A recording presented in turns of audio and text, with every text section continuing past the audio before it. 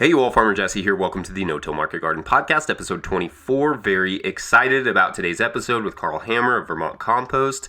I wanted to get Karl on here for a number of reasons. One, well, for many of us, compost is critically important to what we do, so understanding how it works is probably not a bad idea. But also, two, Karl has a lot of knowledge about plants as well as commercial gardening and biology, so I thought he would make the perfect guest. I was not wrong.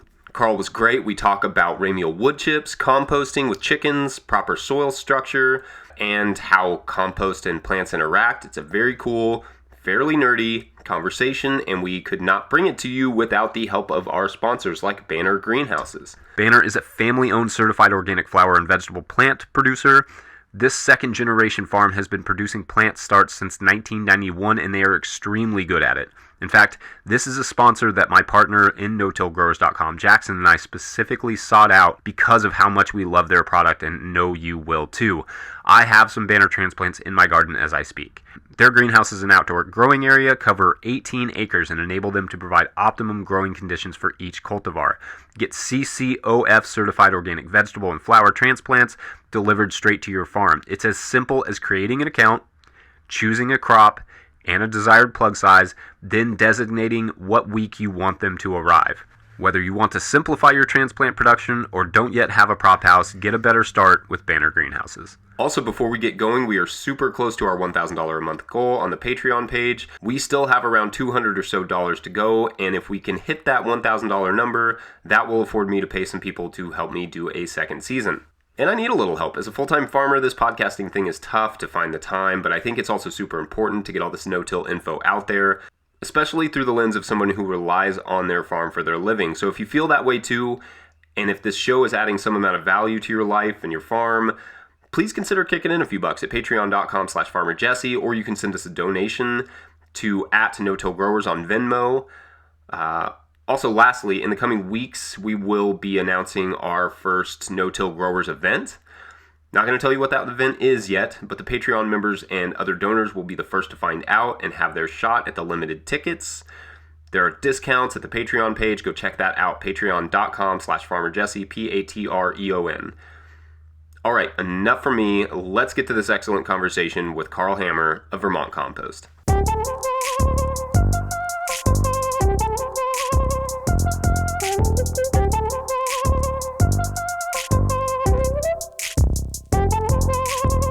Karl Hammer, welcome to the podcast.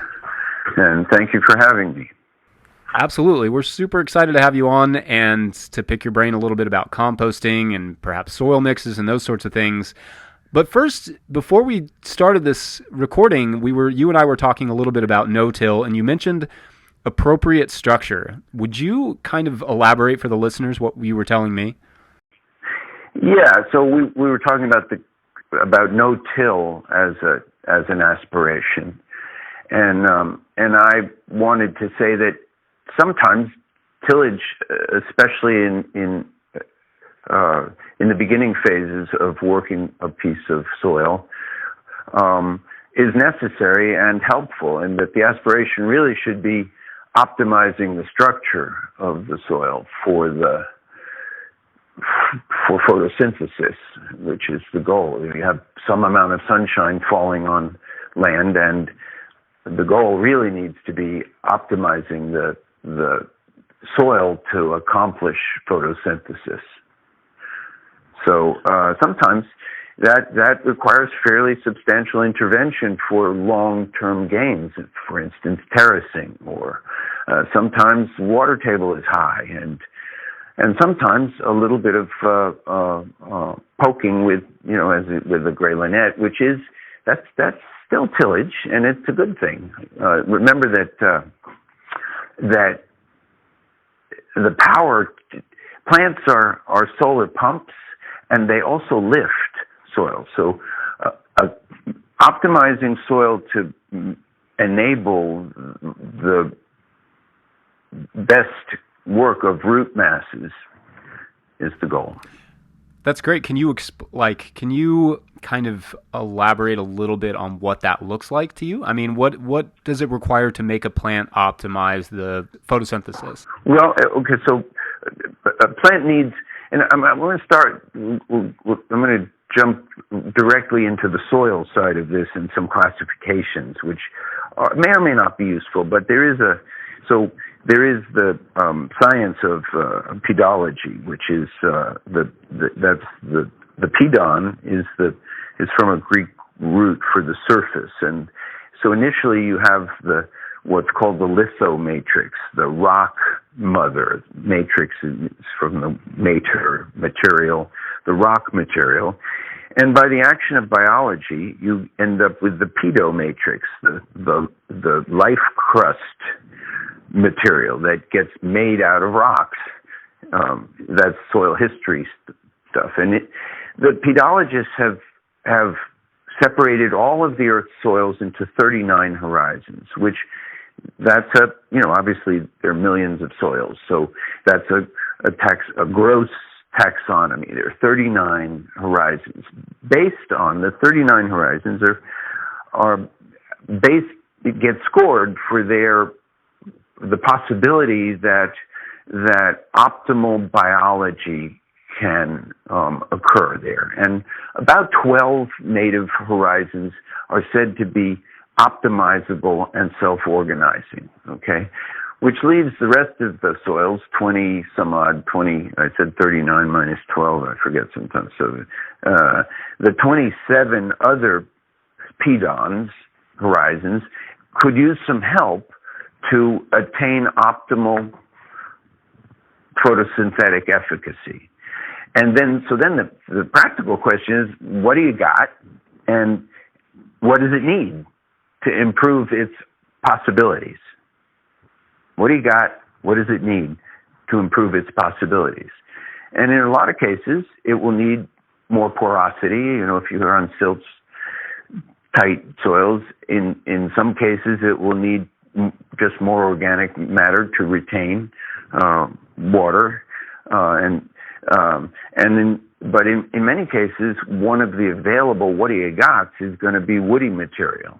So woody material is, a practically useful material if properly applied in most 3-acre farming situations. That's plants' main function is as organizers of soil microbial activity. They're the primary remunerator of soil microbes. So the whole, you heard of, perhaps many of your listeners have heard of Korean natural farming? Sure. And Brian O'Hara has done a lot of podcasting about it, I think. But that idea that you choose a venerable tree near your farming, and at its drip edge, put your kilo of half steamed rice and harvest those microorganisms into your farm, makes a lot of sense, because that tree has been occupying that soil mass, scratching the bedrock, and feeding a microbial community sugar as an enzymes that it produced by photosynthesis, and dropping its leaves and all these things in that place. So you're assured if the tree is your friend, and it's a good-smelling, wholesome, venerable tree, that its biota is likely to be your friend as well. Its biocommunity. Anyway, not to get too off in the weeds about this. Sometimes you need mineral amending. You can be in. It's good, and this is.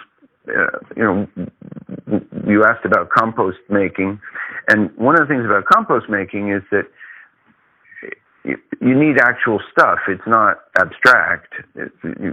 So the what do you got comes up pretty quickly in compost making. And some people, I'm in the compost business because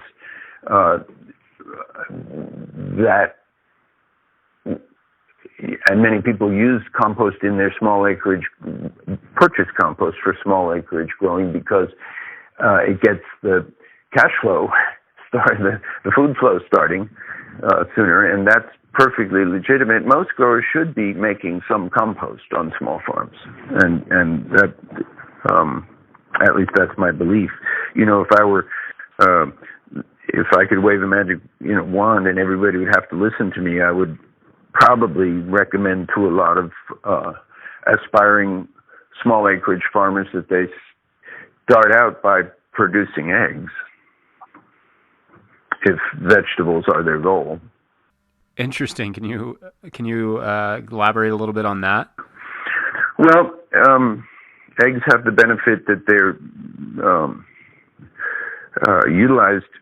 They can be produced every day of the year with very much. They don't need photosynthesis, so you can manage chickens with very low energy in terms of lights to produce very well in any time of year. Some people, and they're good. They're the headwaters of the fertility that you will need for intensive vegetable production. You don't need teeth to eat them, so they're kind of babies, old people. They're a really important basic community food resource that give communities resilience, and having them locally produced is certainly, to my way of thinking, an important block in a food security wall. If you're building a wall, a food security wall would seem to be the one you'd want to build. And they can be fed without grain on the wasted food that humans don't eat. And we know this because we've been, right now we have about 700 birds. We've had as many as 1,200 birds that we don't buy grain for, that we raise in the process of making compost, utilizing community and farm residuals. There are 300 million hens in cages, and so that's a huge opportunity to replace that very wasteful and destructive system with a distributed poultry keeping across and then that resource really translates to very abundant opportunity to grow corn and kale and any of the other things, and tomatoes and so on. So, that's not the usual advice, because somebody would say, well, all right, no, but vegetable growers, chickens, it's hard to make any money on eggs, and that's certainly the case. Eggs are a commodity whose price has been driven very, very low by the complex externalizing of the costs, but it's still, from a successful vegetable growing point of view, that supply of compost. A cow is another thing, but cows are much harder to manage successfully than chickens on a small farm setting, typically. So that milking is cows are in pain if they're not milked in time, and so on. Chickens, if you do it right, it's hard. Yeah, they're. I mean, it's. Yeah, well, anyway, we could go into this, but it sort of stands the vegetable growing idea on its ear a little bit, but fertility has to be one of the key questions for vegetable growing, and growing your fertility in situ is definitely part of that. But Sir Albert Howard said, feed the soil and let the soil feed the crop, and he said, nature never farms without animals. Right. So, and those were things to think about over time.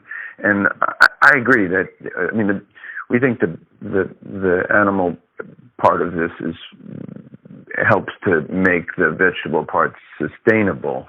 And to some extent, in our time and place, a commercial composter is the thin brown line connecting specialized husbandry to specialized horticulture. And it's a valid thing, but if we're, moving forward in time on small farms that try to survive, intersect with the community, and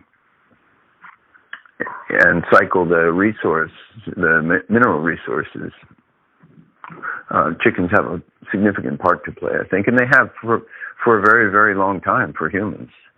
at least 8 to 10,000 years of fellow traveling. And it's only very recent that grain was fed to chickens, because really people who hand harvest cereal grains don't grow them for chickens.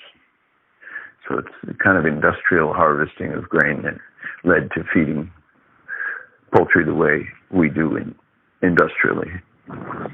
Right. Yeah, that's a funny. That's definitely a kind of an amazing element of industrial agriculture, that we had so much grain that we needed to figure out places to put it, and so we started feeding it to chickens.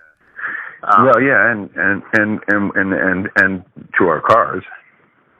Oh yeah. At this point, which is really a perversion, even though alcohol is a wonderful fuel, and they're all right. Sorry. So let's kind of get into a little bit. You mentioned using them. You mentioned growing the chickens without grain, and I know that's part of your composting process. So maybe you could take us through the composting process as it pertains to selecting and finding proper feedstocks, and then running it through your chickens, and then aeration and curing. I'm kind of curious about the whole arc of that. I know that's a long, but maybe just kind of a general overview of what that looks like. All right. I'm going to talk for a moment about the composting that we're doing, and just so that it's at a fairly large scale for your target audience, but the principles are about the same. So we keep our birds. Our birds are really confined by their culture, not by any fencing of any kind. And when I say that, I mean that, because our birds, we have birds of all ages. They're enculturated, and so they know where they should or shouldn't go in terms of safety, and they're evolved to. They're trained to avoid getting run over by tractors. Anyway, in our case, we in I think 1998, Gary Beardsworth, who had a vegetarian restaurant in Montpelier, Vermont, called the Horn of the Moon, decided that because he didn't like discarding, he didn't have the trim from all of the vegetables that he was using, and he started a little compost project against the wall of the Horn of the Moon Cafe right on Langdon Street in the city of Montpelier. It's a little 3-bin pallet system right against the brick wall of the restaurant. And within 2 or 3 days, the health officer showed up and was concerned about rodents and smell and whatever all else, and freaked out completely. And was anyway. So Gary approached me. I had about 25 chickens at the time, and he approached me about whether I would be willing to, take this compostable stuff. I'm trying to remember even if chickens were involved in the thinking. I think he just said, "Would you want to add this to your compost?" Because and we started. He started dropping the stuff off, and pretty quick we realized that the chickens were. This was improving our egg. This food was actually improving the amount of eggs we were getting from our 25 or 6 chickens. And we have a culinary institute in town, and I went to them and started talking about teaching food separation as a curriculum thing, because I had set up a project with the Culinary Institute of America in Hyde Park in the 80s to separate food. That's an ongoing program there. And so when we were starting to make compost in Montpelier, we quickly got the Culinary Institute on board. And I, at the time, had a big team of mules, that I was delivering potting soil compost eggs to the co-op with pretty quickly there. And so right away we had a bunch of motivated customers that we were hauling food home in 5-gallon pails in those first years. And we 5-gallon pails were good. Actually, the food was very clean. It was the health foods. There was then an independent health food store in town, since kind of run over by the co-op. It was the co-op. It was Gary started it. The Culinary Institute, pretty quick. Alas, the mules yielded to pickup trucks, and the history from then to now goes on. But we're still taking that community discarded food, blending it with equine manures, hardwood bark. We bed our birds on hay, which we think imparts a lot of benefit in their diet. I mean, we try to find late cut, porous, high carbon, low protein, seedy, weedy hay, because the birds benefit from all of that diverse seed, and the birds actually contribute their excreta to the whole mix. They also, because they're free to forage in the fields and even the woods, are always bringing soil and biota back from the surrounding ecology. They blend their own excreta into the matrix, so it doesn't ever smell like chicken poop around here, because when in the chicken's gut,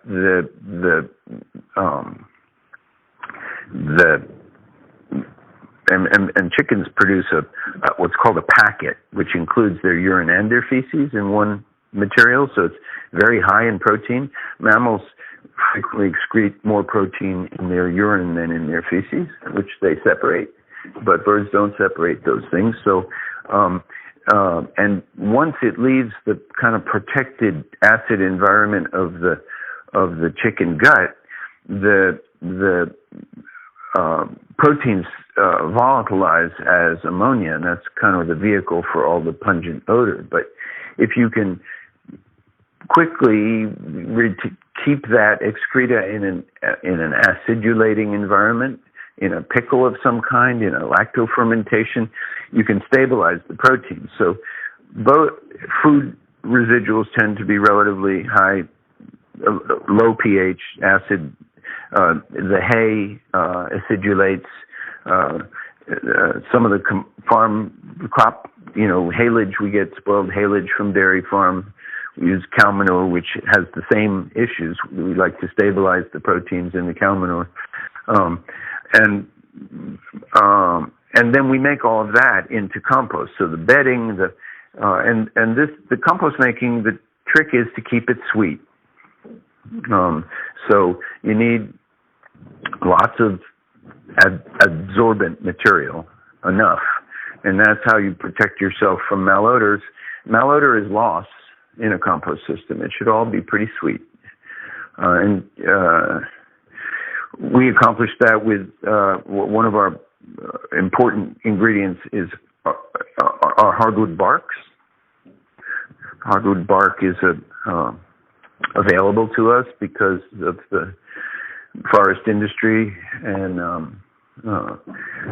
in each farm's situation, it's going to mean probably assessing their own resources. The first piece of new farm equipment I ever bought, and this was on a hill farm, small vegetable operation, though we had cattle in that operation. Again, as in those days, this is 80s, we kept cattle basically, the profit was manure. I raised bred heifers and grazed our entire farm, and we sharecropped hay, brought hay in. Hay was sort of one of the incomes in soil terms for the farm. And quickly I decided that I wanted to be able to shred ramial hardwood and to bed, for the compost purposes. So I bought a 3-point hitch Valby wood chipper, 1981, brand new, $3,100. There were no used ones. I don't know if you've ever seen one of them. It's a machine from Finland. It's got a big flywheel and 3 blades inside a shroud, and you stick any piece of wood in, and it comes out as chips. Oh no, I don't think I've seen that one in particular. Yeah, Valby still makes them. They're very good quality. There are other makers.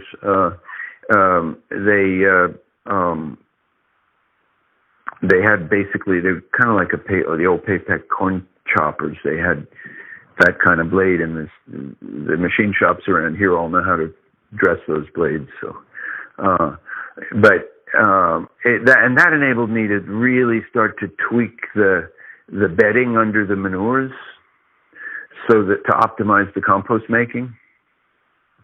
And it kept my cattle clean. I grew up, that neighborhood of Vermont had a chair stock mill.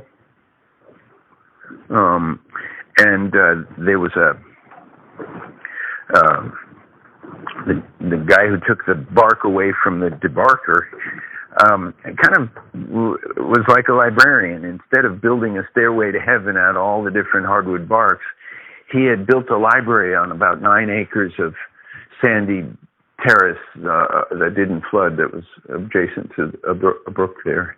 And so it was fair game to go down there and take whatever bark you wanted, and it was all arranged by species and age. So I quickly kind of developed some favorites for bedding and the compost that it made. Anyway, it gave me that opportunity to sort of explore hardwood species. And bark is a particularly intense portion of the tree's anatomy. It's the clothing the tree wears to face the world. and so it's got a lot of waxes in it that are interesting, enzymes, and its carbon-nitrogen ratio is narrower typically than bolewood, which is very wide CN ratio. And carbon-nitrogen ratio that's something that if you get around much composting talk comes up pretty quickly. And it's referred to as CN ratio, and that would be a tangent we could go on, but we should briefly say that wood chips over applied in any given crop year can lead to very stunted vegetables, because the bacterial nitrogen demand will be met before the plants will get theirs typically. The exception might be with a legume. So it's usually prudent to expect to grow a legume as a first crop on recently wood-amended soils, if the wood is not composted first. And I encourage people to go check out the Cornell site about ramiel, and also Laval. It basically almost 40 years on in that continuous cropping at Cornell, it's clear that about 10 ton to the acre a year of ramiel can be added, and the productivity outcomes over decades are much enhanced. And when you say added, you're talking about adding them to the surface, and these are tilled in? In that case, this is, so I think in the Cornell they defined ramiel as 3-inch minus hardwood, chipped to, I forget the spec on the chip, but relatively fine, not fine, but, and over 10 ton acre, there was some risk of a nitrogen demand that was excessive for good, practice. And I think over the years they actually did all kinds of fertility regimes, but the key point was this was continuous tillage, annual tillage, over long periods of time. And the outcomes in the control are not good in terms of depleted organic matter and so on. And the addition of the 10 ton of ramiel was almost like a magic sauce. 10 ton is not, to the acre, is not a lot of wood chips, right? Right. But I mean, to look at, we don't in our practice compost wood chips directly. We use them for filter. We use them for traction, partially because we don't for us, the noun wood chip, we're not producing our wood chips, so we don't have species control or size control per se on any. We accept a lot of wood chip from power line clearing, that kind of thing, local suburban tree work, because we're right on Main Street in the capital city, and which has also made it possible for us to do things like deliver eggs to the co-op with animal power. We're an urban farm, but we were not blessed with acres and acres and acres of beautiful, light, sandy silt loam. We're on mostly tertiary tillage. We love our mountain, but it's got the bones sticking up through in a lot of places. And so at the bottom of the farm, it's deep, but the silts are kind of readily occluded. They need. I would never put a blend together that included more than 10% of our native mountain and inflict it on anybody. It wouldn't be professionally appropriate. I mean, again, this is not to say we don't love our mineral mountain. We do, but we've looked it hard in the mirror. We look in the mirror and say, "This is what it is," and its capabilities are very limited by its pedological attributes. Okay, and so we can optimize this. We have the technology. We know how. We can buy in. And we do buy in crushed rocks as amendment. We use basalt, calcium carbonate, and crushed granite. We use a lot of our wood chips on our site for traction. So we blend a mix of 80% wood chip and 20% crushed rocks. The wood chip, among other things, keeps the crushed sand, the manufactured sand from freezing, so we don't need to salt. And we need a lot of this mix because we're running around with loaders on a steep site all through the winter in Vermont, and it gets icy, and we have to be able to safely move trucks and loaders and all those things around. So we make hundreds and hundreds of yards of this mix, and we spread it. But so it's a wood chip, and the blending of the wood chip with the stone really changes. That's the wonder of composting. In composting, the word compost comes from a Latin root to blend things.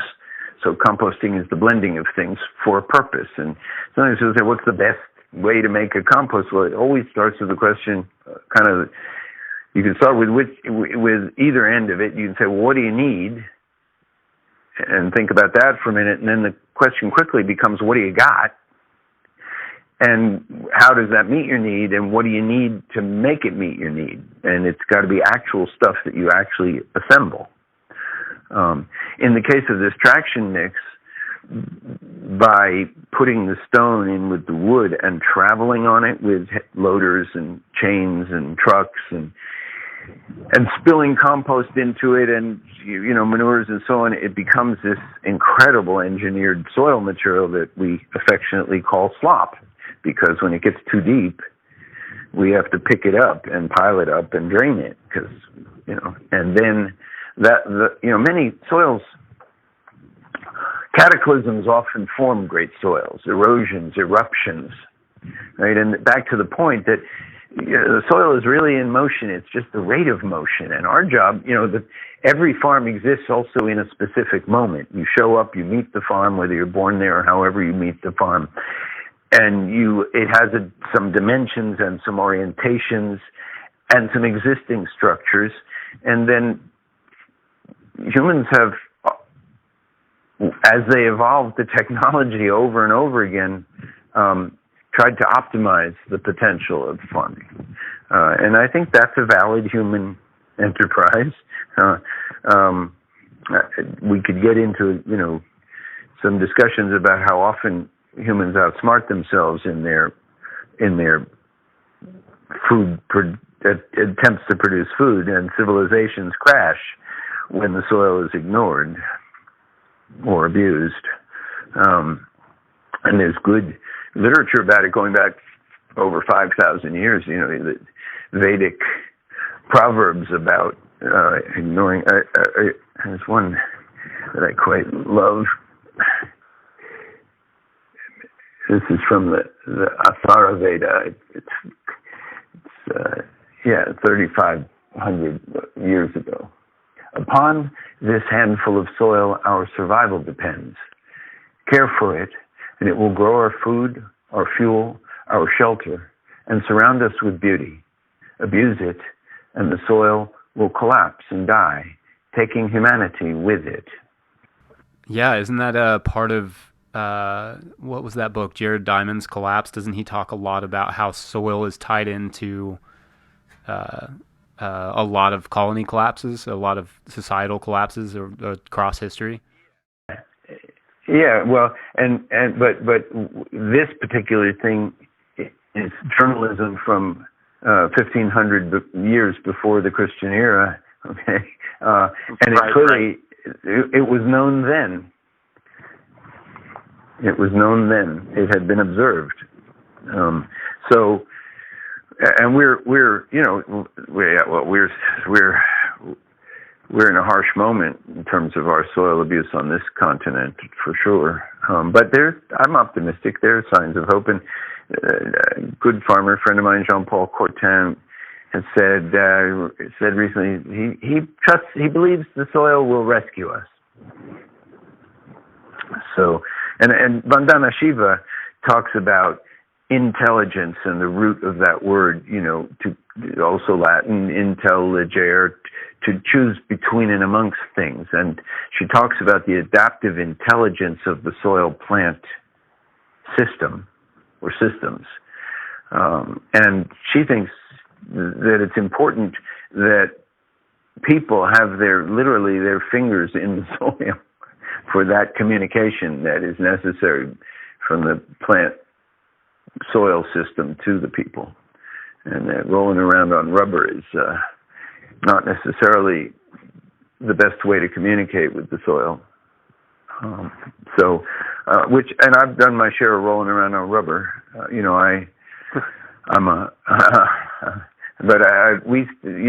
We still are raising mammoth donkeys and have them in harness and are committing to try to keep that capability in place, because we think it's important future for the power for our transition, equine power and animal powers, and those technologies are not just quaint or cute, but will be part of the package of making peace for the future, and people living within their solar means. Sure, and there's also this element of soil when it comes to good farmers and good growers, and that's certainly something we try to do with the podcast and in these conversations, is to equip growers with the ability to not just use their soil, but really improve it. And talking about that idea of like the soil rescuing us, I think there's kind of interesting to think just that we can equip farmers with that, the potential to help to sort of steward the soil into being able to do that. Well, and if we start to try to figure out as a whole culture how to live within our solar means, and what portion of our labor force ought to be devoted to solar harvest directly. Right now, in North America, less than 1% of the labor force do the direct solar harvest work. And most of those people don't own any part of the land or decision making. So it's a very tiny fraction of the population charged with that responsibility. But what if, for instance, we decided that every seventh household would devote its full-time effort to producing food for the 6 other households that would be about 15% of the labor force. I've spent some time thinking about what those enterprises would need to look like, and so 6 households would be busy doing whatever it is they do, staring into the blue screen, packaging insurance or underwear, and one household would have how many chickens? Well, I did the math, and it works out probably about 400 chickens, all ages. That's babies, broilers, layers, roosters, the whole thing. And if every seventh household had 350, 400 chickens, there would be no poultry industry needed anymore in America. Birds wouldn't be in cages. There would be no wasted food. Right, but then in terms of gardening space for one household. Yeah, well, again, this could. I'm just sort of doing gross numbers here. The specifics are infill. It might be that in urban situations, as was the case in all the great urbanities of the past, if you think about, some portion of the population grew food and fed. I mean, Mexico City was a great metropolis, bigger than London, based on the chinampas in the lake. These were floating, these were these were mud retained with plant material, little islands that were traversed, serviced by cargo canoes, so you could get everywhere. You could get the canoes between the chinampas, and the main tool was a ladle that you dipped, that you pulled muck out of the lake with to put it on the chinampa. Are you familiar with that system of growing? No, I've not heard of that. No. Yeah, so chinampas were totally constructed, and the whole Mexico City was a lake when the Spaniards got there, and the draining of that lake was one of the most bizarre misunderstandings of how the thing really worked. It goes right up there with the damming of the Aswan, of the Nile, with the Aswan Dam. Just ignoring the soil ecology of the Nile, and what made Egypt so prosperous was the annual flooding, and then they built a dam that is now full of silt.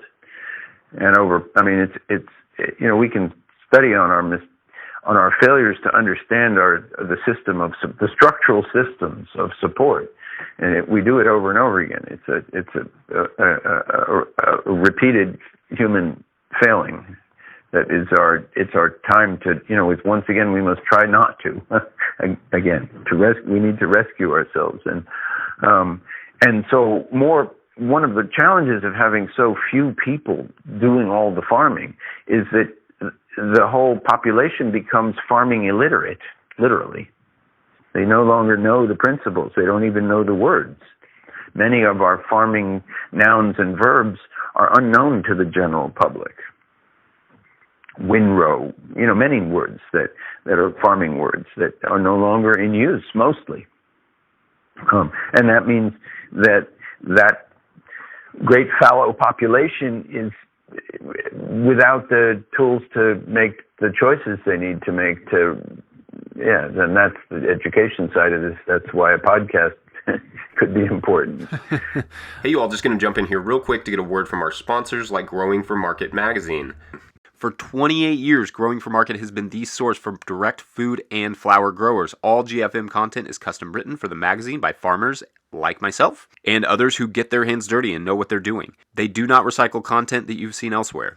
It is a consistently good magazine. If you do farmers market, CSA, farm stand, pick your own florist sales, or wholesaling, your business is different from any other kind of farming. Whether you're a commercial grower or just want to grow like one, subscribe to GFM for the nitty-gritty of growing, marketing, and the business of small farming 10 times a year. Available as a paper magazine, digital download, or both. Subscribe to GFM for the latest on market farming. There's information on growing vegetables and flowers in every magazine. And I will add, lots of good no-till articles. Use the coupon code NOTILL to get 20% off any subscription through growingformarket.com or call 800-307-8949. Subscribers always get 20% off the carefully curated selection of market farming books GFM carries, including podcast guest and GFM editor Andrew Mefford's brand new book, The Organic No-Till Farming Revolution, where Mefford interviews 17 different growers using no-till and gives an overview of the techniques, providing a roadmap for anyone interested in starting a no-till farm or converting an existing one to no or less tillage. That's growingformarket.com. And this show is also generously supported by Paper Pot Co., your source for practically indestructible nursery trays. These brand new made in the USA trays are made from UV treated 100% post-consumer recycled plastic. They are also food safe and BPA free. The trays are rigid yet flexible, making it hard to crack or break them. I have tried. These new trays were strategically designed by engineers and should last you a lifetime. No joke, these things are robust and honestly one of my favorite items I've picked up this year. Great for growing microgreens or starting paper pot seedlings. Trays are available with holes or without, so you can bottom water. Forget cheap plastic trays, get something that will last, something that is practically indestructible, and invest in trays that might just outlast you. Get the best nursery trays on the market at paperpot.co. I'm curious if we could get into how do compost and plants interact. So, well, and remember that compost is a word, and actual compost is a specific thing, and so different composts will have potentially different effects on plants, and sometimes compost can even be toxic to plants at certain points in their development. And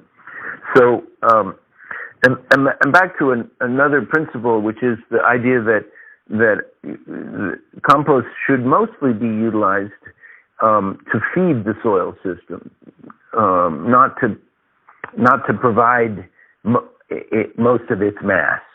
Okay, so generally speaking, composts are being fed to the microbiological community from which plants derive their nutriment.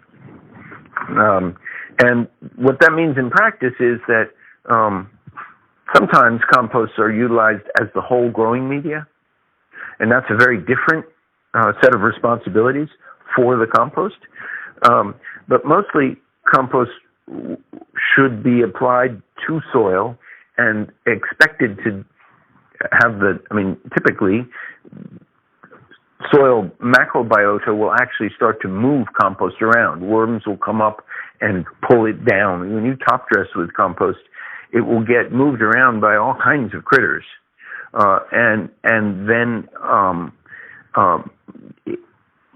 in the thin water skins of soil, the microbial bacteria will be traveling. So again, soil is not static, and living soil, good soil with good structure, there's a lot of movement of material by the biology.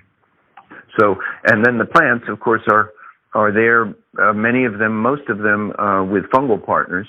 The componentry of compost can and should improve the activity of the beneficial biology, if the compost is appropriately made. Did that help at all? No, that's great. So if you apply, let's just say it's a good compost, a well-made, well-rounded compost, you top dress that, bacteria and worms, etc., are coming up to sort of get that bacteria, and then they're sort of immobilizing those nutrients in the soil, and then the plant is, how does that part work? Oh, okay, so and composts are very widely in terms of what they have for mineral composition, and so and that is based on both what the composting started with and how much was lost in the process. It's in a practical sense. If growers are buying compost, they certainly ought to try to understand what the componentry is, and it's helpful to have some idea what they might be lacking, especially if they're using compost as a vehicle for nutrient, specific mineral nutrient amendments. And compost makes a very good place to input mineral amendments because it tends to stabilize them in soil and make them more available. So if you're going to add rock phosphate, adding it to your compost is frequently a better way to get it distributed than to add it directly to soil. the making of compost can be an opportunity to include certain beneficial additions to soil. And then all of that, the idea that you're feeding the soil and the plant will choose amongst those nutrient opportunities changes a little bit what your goal is. Compost, it's not that you want these nutrients readily soluble in water per se. It's that you want them present and available for partner microbes to forage them from the humus. So you want your nutrients humus bound and bound into the biological complexes of and that's what good compost has, a lot of insoluble but available for plant foraging. And the dynamic of plants foraging, frequently 85% of plants are mycorrhizal. So it's the plant literally paying in sugar enzyme syrup to the fungal community that goes out and extracts specific nutrients from the soil. And it's not just fungal. There are bacterial symbiosis. The fungus are frequently distributing remuneration to other biota that we're just discovering, new and as yet unnamed classes of microbiota that are in the employ of plants as secondary contractors, if you will. And it's pretty transactional down there. So that's how I like to think of it. The plant is the climax organizer. You, the grower, are now choosing the plant, or plants, or supposed to be, or might be, or try. And this again, I think we really need to expand our concept of crop rotation from the simple, we grew peas, then we grew mustard, then we grew tomatoes or whatever, to real-time rotation with multiple actors. Because if you look at optimal natural systems, they're never monocropping. They're always companioning, or almost always. And we've measured the benefits, the edge row benefit of having the peas near the oats, for instance, until that became I think small acreage no-till farmers really want to think about the lifting potential of plants. And, actually some of that has entered mainstream. We now have tillage radish being planted by corn farmers. And certainly, like conceiving the root structure of the sequence of plants, and this is something that probably the singing frogs people talk about, is that root mass has value. It's part of the product of your farm, and you need to reutilize it and continue to utilize it in sequences. Yeah, and that the inner planting stuff is really interesting in that it's also.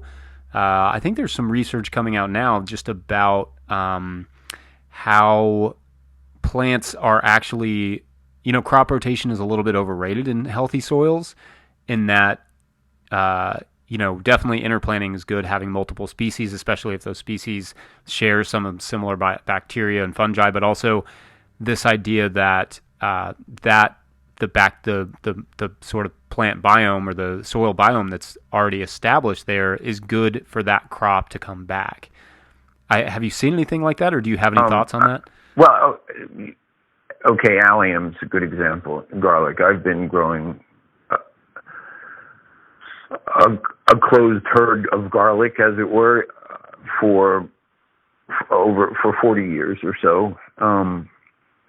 And I've always generally accepted the notion that I ought to move it and not grow garlic again in the same places. But I've observed garlic kind of tending itself in some parts of the farm, particularly in the greenhouse. Garlic is an ongoing volunteer in our greenhouses. And the idea that just growing garlic over and over again in the same place is going to give you garlic disease is certainly not always true. Okay? Which would beg the question about, well, why isn't it? I mean, why wouldn't it be that if you kept growing garlic in the same place, you could expect it to get sick? When my experience is you can actually grow garlic in the same place, and I have a couple of places where I've been growing garlic for at least 10 years now. And I've actually headed into, we've more and more starting to intercrop with our garlic. And again, garlic is an important crop to us for a lot of reasons.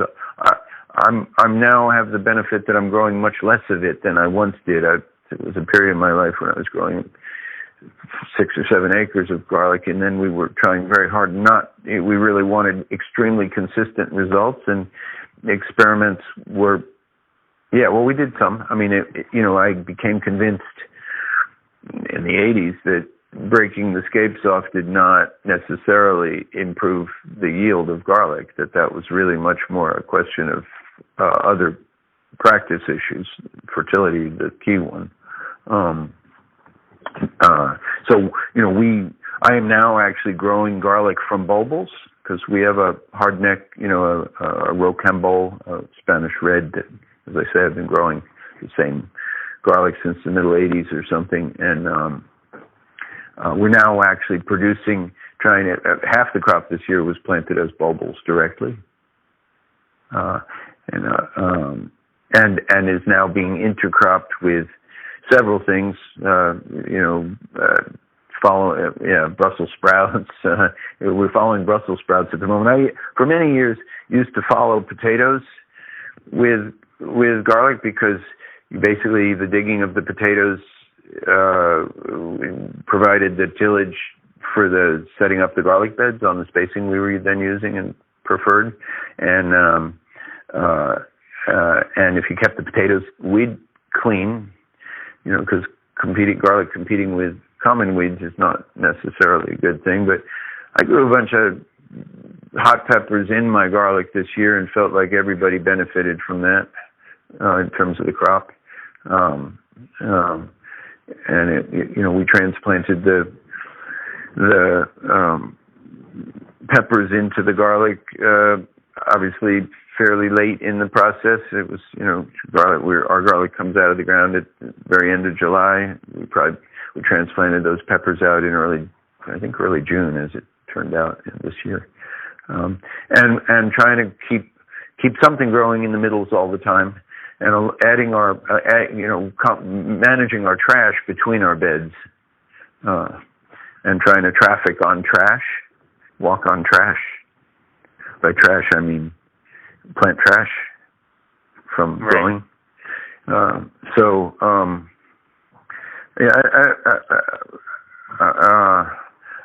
think companionating and some of the work that's come out of the cannabis world, the closet, people realized even in that extreme circumstance of in a closet with synthetic light, that if you grow a barley plant and an alfalfa plant in the pot, you have better health and outcome, and all of that makes a whole lot of sense. Now, a lot of some of the cannabis growing, including certain kinds of plants that are known to increase terpene production, calendula, marigolds, yarrow as companions, and so that's all true of food too. And we now know that many plants actually utilize part of what makes companion planting happen is that plants that support each other can extend the services of their own microbiota to the companion plant. So biota that are not supported completely by one plant can be helpful to another plant, and that's also transactional, where the plants exchange some favor. And there's good science about this now. So then it's about the logistics of making it work. Making a living from vegetable growing needs to be pretty refined practically, or it's very hard to do. I mean, it has to actually yield. And the labor part is, labor, and this is why so much attention needs to be paid to how to maximize the return on the labor part of this. So these larger notions need to lend themselves to actual productivity in the field for them to be sustainable for growers. But I think the food quality benefits overall and over time will support companion planting.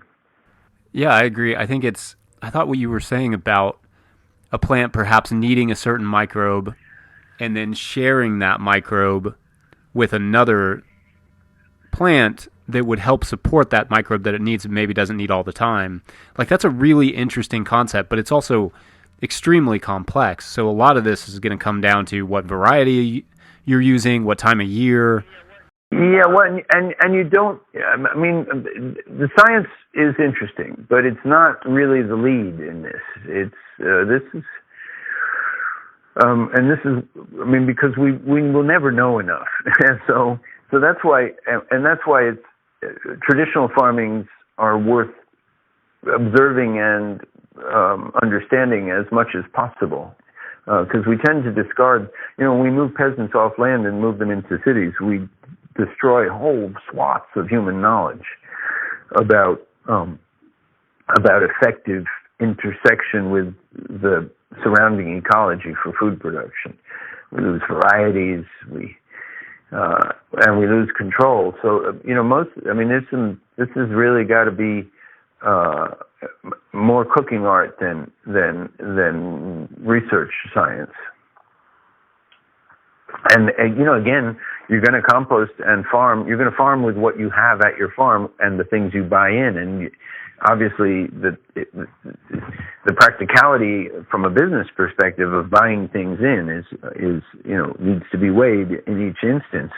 I think we support a lot of folks who are trying to do a couple of no-till acres in suburban context, where their proximity to market is kind of the big appeal of the land they're farming, and I think many of those systems are pretty compost intensive. We have people buying and using 40, 50, 60, 70, 80 yards of compost on 1 acre plantings, and that the economics of that is compelling because they get the production they need.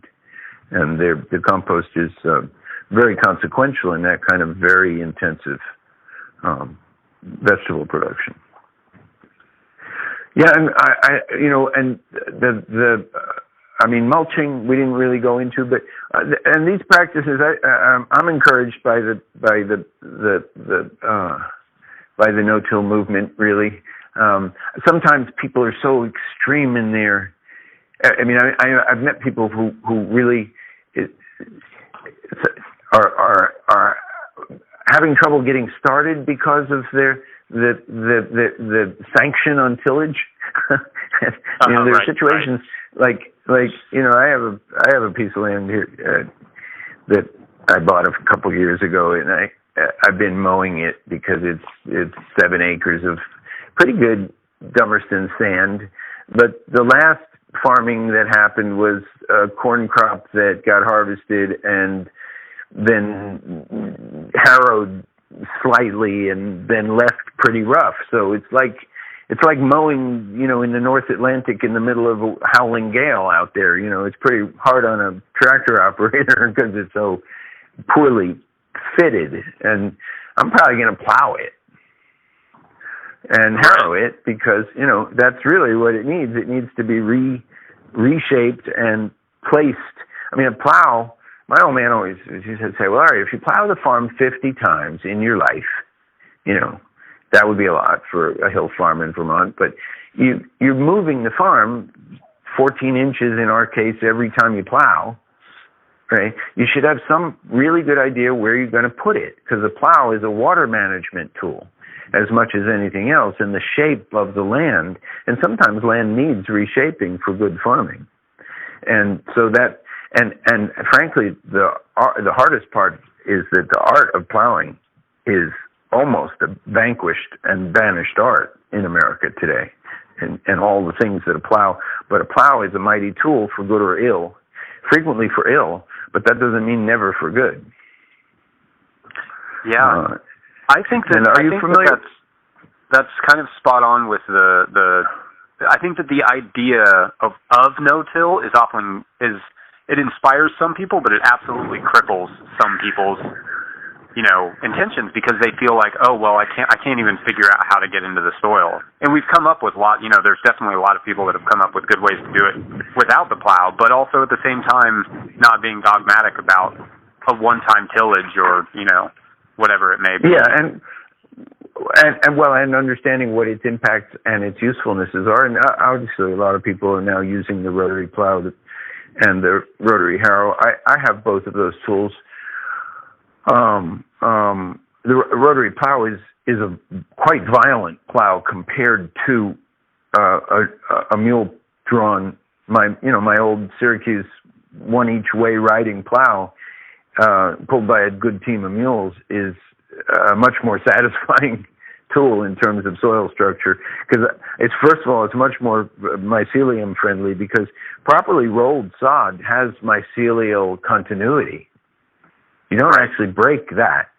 I mean, but in short, every farm has to sort of ask those questions about what the goals are. That's part of that, the whole holistic management scheme that that many of the vegetable growers in my acquaintance have been involved in. Try to understand a lot of us got started without we didn't ask that question. We just were growing something or started growing something else and growing a thing and trying to sell it. That's my story anyway. It's like, well, it really started with products that I wanted to, I produced products to sell for livelihood and didn't want to have a real job. So, and in my early days of farming, many of us defined success as not having, as being able to do it again next year. Right. And real success was when you didn't even have to take, a month or two in winter doing something else. Right. That was like total arrival. Okay, now I'm a full-time professional farmer and sort of making a living at it. Wow. But in my case, I had the good fortune that the farm I grew up on, was a hill farm that needed clearing, and its soils were not going to. I realized early on the limit to my productivity of vegetables was going to be how much manure / compost I could bring to bear, period, full stop. That was it. And it was not going to happen without that. So that put me on that trajectory, really. And, the rest is, since. But, and that got to be, people could say, well, he kind of turned into a shithead, really. The part that I like, we generally can feel pretty good that the service we provide enhances profitability on the farms where we're of our customers, and that's good. That if you make a product that really actually enhances people's profitability, then you feel pretty. Especially if that product is a small component in their overall cost structure. So plant material. I mean, a fancy pepper seed can be 60 cents these days. A fancy cannabis seed can be $3. Right. If you're in, sometimes we're talking about the difference to fill, say, a 128. You might be talking less than a penny a fill between the local, buying some commercial mix that with no fertility or buying ours. It's really small, and after that, heat, labor, overhead are all the big costs. So you want the best potting soil you can get that meets your need, and you want to know the cost per unit. Of course, that's just good business to know what your fill costs are. And we encourage people to know that, and we help them learn it if they need help with it. It makes me feel secure as a business person that I'm doing something that a grower with a sharp eye and a sharp pencil looks at and isn't second guessing. So no, he's not shopping for potting soil right now. The potting soil is working. The people he gets it from are accountable, and on to saving money with heat, labor, or, some other place where real money could be saved. Well, Karl Hammer, this has been a lot of fun. I deeply enjoyed this conversation. Thanks for taking the time.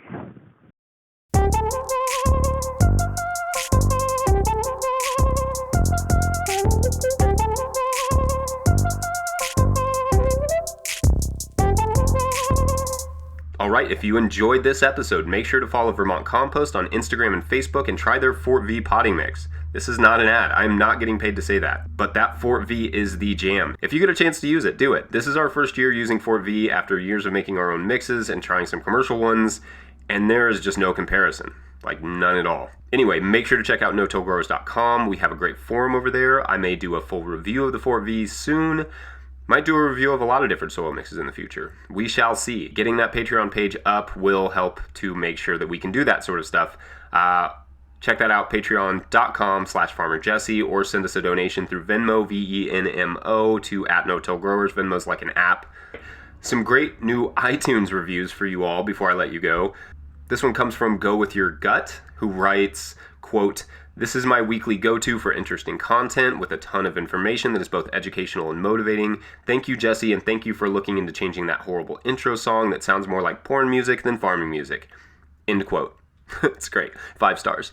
Also, for contrast, Jenny Rose 27, who writes, "As an aspiring farmer, this podcast has been valuable to me.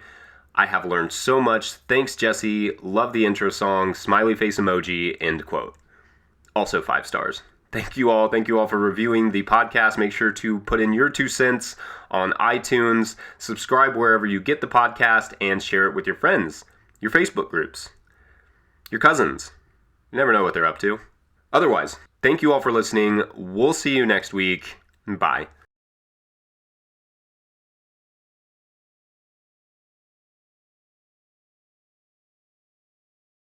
On our farm, are building some pretty large, for, acre scale hugelkulturs. Okay. And it's a long project. And, it includes clearing the woods and changing the grades and basically engineering substrates. And is the goal for that to be production garden? Oh, yeah. Okay. Yeah, but we're on, some of this, it's just a longer rotation than most people's thinking of a cover crop. So if you harvest a forest and incorporate it into the soil, and in the process literally increase the volume of the matrix enormously at its depth. So in our case, last 15,000 years or so since the glacier, let plants go at it, we still got exposed bedrock on the top of the farm, right? So, 15,000 years hasn't done a lot of useful solar optimizing matrix building, okay? So we have the sunshine falling on it, and now we have the tools and the materials to actually do what the combination of glacier and 15,000 years of whatever has happened since haven't accomplished.